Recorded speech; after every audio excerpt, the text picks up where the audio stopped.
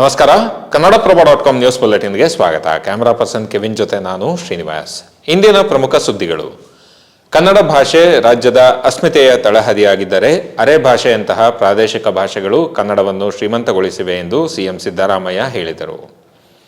ರವೀಂದ್ರ ಕಲಾಕ್ಷೇತ್ರದಲ್ಲಿ ಆಯೋಜಿಸಿದ್ದ 2024ನೇ ಸಾಲಿನ ಅರೆ ಭಾಷೆ ಅಕಾಡೆಮಿ ಗೌರವ ಪ್ರಶಸ್ತಿಯನ್ನು ಪ್ರದಾನ ಮಾಡಿ ಮಾತನಾಡಿದ ಮುಖ್ಯಮಂತ್ರಿಗಳು, ದಕ್ಷಿಣ ಕನ್ನಡ ಮತ್ತು ಕೊಡಗು ಜಿಲ್ಲೆಗಳಲ್ಲಿ ಅರೆ ಭಾಷೆ ಗೌಡರು ಹೆಚ್ಚಾಗಿ ವಾಸಿಸುತ್ತಿದ್ದು, ಇವರ ಜನಸಂಖ್ಯೆ 3 ಲಕ್ಷಕ್ಕೂ ಅಧಿಕವಾಗಿದೆ ಎಂದರು. 1882ನೇ ಗೆಜೆಟ್ ಬಂದಾಗ ಇವರು ಸಕಲೇಶಪುರದಲ್ಲಿದ್ದು, ಬರಗಾಲದ ಸಂದರ್ಭದಲ್ಲಿ ಹೇಮಾವತಿ ನದಿ ಬತ್ತಿದಾಗ ಪಕ್ಕದ ಜಿಲ್ಲೆಯ ಸುಳ್ಯಕ್ಕೆ ಬಂದು ನೆಲೆಯೂರುತ್ತಾರೆ. ತುಳು, ಕೊಂಕಣಿ ಜೊತೆಗೆ ಕನ್ನಡ ಸೇರಿ ಅರೆ ಭಾಷೆಯಾಗಿದೆ. ಕರ್ನಾಟಕದಲ್ಲಿ ಸುಮಾರು 230ಕ್ಕೂ ಹೆಚ್ಚು ಸಣ್ಣ ಭಾಷೆಗಳಿವೆ.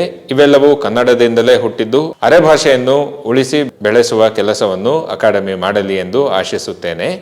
ಮುಂದಿನ ಸಚಿವ ಸಂಪುಟ ಸಭೆಯಲ್ಲಿ ಅರೆ ಭಾಷೆ ಗೌಡರಿಗೆ ಮಡಿಕೇರಿಯಲ್ಲಿ ಜಮೀನು ಕೊಡಬೇಕೆನ್ನುವ ಪ್ರಸ್ತಾವನೆ ಇದ್ದು, ಇದನ್ನು ಈಡೇರಿಸಲಾಗುವುದು ಎಂದು ಮುಖ್ಯಮಂತ್ರಿಗಳು ಭರವಸೆ ನೀಡಿದ್ದಾರೆ.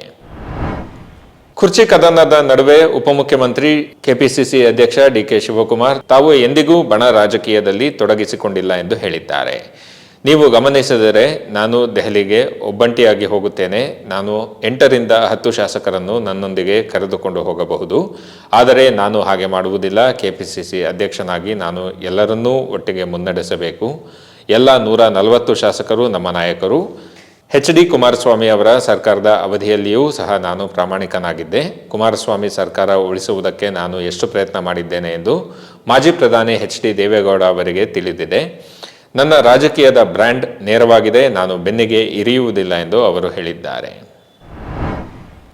ತೀವ್ರ ಅನಾರೋಗ್ಯದಿಂದ ಬಳಲುತ್ತಿದ್ದ ಸ್ಯಾಂಡಲ್ವುಡ್ನ ಹಿರಿಯ ನಟ MS ಉಮೇಶ್ ಇಂದು ನಿಧನರಾದರು. ಅನಾರೋಗ್ಯದಿಂದಾಗಿ ಹಲವು ದಿನಗಳಿಂದ ಅವರು ಕಿದ್ವಾಯಿ ಆಸ್ಪತ್ರೆಯಲ್ಲಿ ಚಿಕಿತ್ಸೆ ಪಡೆಯುತ್ತಿದ್ದರು. ಚಿಕಿತ್ಸೆ ಫಲಕಾರಿಯಾಗಿದೆ ಎಂದು ಆಸ್ಪತ್ರೆಯಲ್ಲೇ ಕೊನೆಯುಸಿರೆಳೆದಿದ್ದಾರೆ. MS ಉಮೇಶ್ ಮೈಸೂರಿನಲ್ಲಿ ಏಪ್ರಿಲ್ 22, 1945ರಲ್ಲಿ ಜನಿಸಿದರು. ಅವರು ರಂಗಭೂಮಿ ಮತ್ತು ಚಲನಚಿತ್ರ ನಟರಾಗಿ ಸಕ್ರಿಯರಾಗಿದ್ದರು. ಮಕ್ಕಳ ರಾಜ್ಯ, ಭಾಗ್ಯವಂತರು, ಕಿಲಾಡಿ ಜೋಡಿ, ಗುರು ಶಿಷ್ಯರು, ಭೂಮಿಗೆ ಬಂದ ಭಗವಂತ ಸೇರಿ 350ಕ್ಕೂ ಹೆಚ್ಚು ಚಿತ್ರಗಳಲ್ಲಿ ಉಮೇಶ್ ನಟಿಸಿದ್ದಾರೆ.